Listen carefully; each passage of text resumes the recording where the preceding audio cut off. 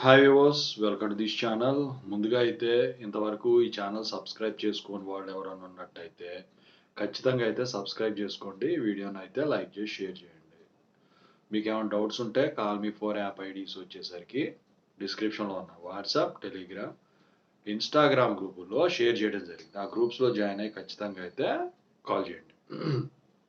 ఇందులో వచ్చేసరికి చాలామంది స్టూడెంట్స్ జేఎన్టీయూకే 2-1 బీటెక్ రిజల్ట్స్ ఎప్పుడు అని చెప్పేసి అడుగుతా ఉన్నారు. R23 రెగ్యులేషన్ రెగ్యులర్ వాళ్ళది, R20, R19, R16 వాళ్ళ సప్లైవి. సో మన 27th ఈ ఎగ్జామ్స్ అయిపోయినాయి. సో పేపర్ వాల్యుయేషన్ స్టార్ట్ అయిందా, ఎలా జరుగుతుంది, రిజల్ట్స్ ఎప్పుడు అని చెప్పేసి అడుగుతా ఉన్నారు. దాని గురించి చెప్పబోతున్నాను.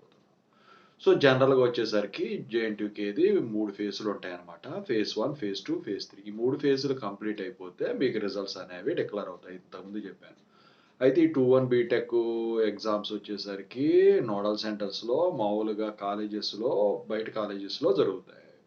మార్క్స్ ఎంట్రీ మాత్రం యూనివర్సిటీలో జరుగుతాయి. అయితే పేపర్ వాల్యుయేషన్ అయితే స్టార్ట్ అయిపోయింది అనమాట. సో ఇది నాకు తెలిసి ఒక్కొక్క సబ్జెక్టు ఒక 5 రోజులు వేసుకున్నా కూడా, 6 సబ్జెక్టులు వేసుకున్నా, లేకపోతే 5 సబ్జెక్టులు వేసుకున్నా 5 రోజులు 25 రోజుల్లో, ఎంతకన్నా 25, 26 రోజుల లోపు అయిపోతుంది పేపర్ వాల్యుయేషన్ అనేది.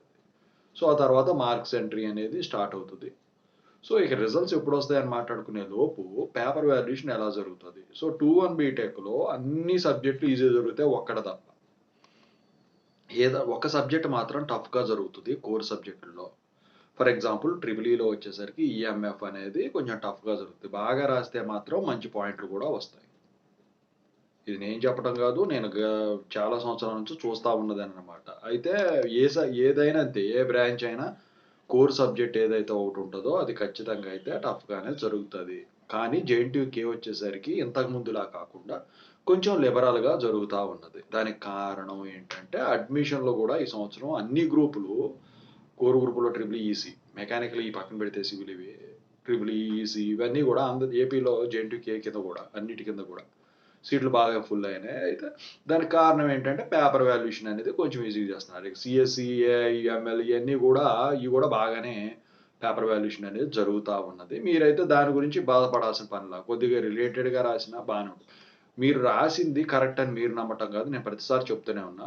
వాళ్ళు నమ్మాలి, ఓకేనా? వాళ్ళకి అర్థం అవ్వాలి. ఎగ్జామ్ అనేది మీకోసం కండక్ట్ చేసేది కాదు, అది మీ టాలెంట్ని టెస్ట్ చేయడానికి, మీరు ఏం నేర్చుకున్నారో టెస్ట్ చేయడానికి దిద్దేవాడికి తెలియాలన్నమాట. అయితే పేపర్ వాల్యుయేషన్ అనేది కంప్లీట్ అయిపోతే మార్క్స్ ఎంట్రీ ఇవన్నీ అయిపోయిన తర్వాత పీడిఎఫ్స్ తయారు చేసి రిజల్ట్స్ రిలీజ్ చేస్తారు. నాకు తెలిసి రిజల్ట్స్ వచ్చేసరికి జనవరిలో రిలీజ్ అవుతాయి. అంతకన్నా ముందు రిలీజ్ అవ్వడానికి కూడా ఛాన్స్ లేదు. ఎందుకంటే 4th ఇయర్‌వి, మళ్ళీ 4-1 బీఫార్మసీ ఉన్నాయి, రిజల్ట్స్ రావాల్సి 4-1 ఎగ్జామ్స్ ఉన్నాయి, 1-1, 1-2 ఇంకా జరగలేదు. సో ఇవన్నీ కూడా అడ్డం అనమాట. జనవరిలో పొంగల్ హాలిడేస్ తర్వాత రిలీజ్ చేసే దానికైతే ఛాన్స్ ఉంది. పొంగల్ హాలిడేస్ ముందు రిలీజ్ చేయరు నాకు తెలిసి. మధ్యలో క్రిస్మస్ హాలిడేస్ అని ఇవన్నీ ఉన్నాయి. జనవరి 1 అని, ఇక సంక్రాంతి హాలిడేస్ అని ఇవన్నీ ఉన్నాయి కాబట్టి రిజల్ట్స్ అక్కడికి వెళ్తుంది. అయితే ఈ పేపర్ వాల్యుయేషన్ పరంగా చూస్తే నేను చెప్పొచ్చేది ఏంటంటే, పేపర్ వాల్యుయేషన్ గురించి అయితే మీరు బాధపడాల్సిన పనిలే. మీరైతే కంటెంట్, నేను ఎగ్జామ్ రైటింగ్ టిప్స్ చెప్పాను కదా, దాని ప్రకారం కనుక రాసుకున్నట్టయితే మీరు పాస్ అయ్యేదానికన్నా కూడా ఎక్కువ పాయింట్లు రావడం. ఒక సబ్జెక్ట్ మాత్రం నేను చెప్తున్నాను, సరిగ్గా రాయిపోతే మాత్రం బాగా రాస్తే మాత్రం ఎక్కువ పాయింట్లు కూడా వస్తాయి అనమాట దానికి, ఓకేనా? ఓవరాల్గా రిజల్ట్స్ గురించి ఇంకే అప్డేట్ తెలిసినా పేపర్ వాల్యుయేషన్ గురించి దాని గురించి మీకు ఖచ్చితంగా అయితే నేను అప్డేట్ ఇస్తాను. మీకు ఏమైనా డౌట్స్ ఉంటే కాల్ మీ ఫోర్ యాప్లో కాల్ చేయండి, ఓకేనా? Thank you so much.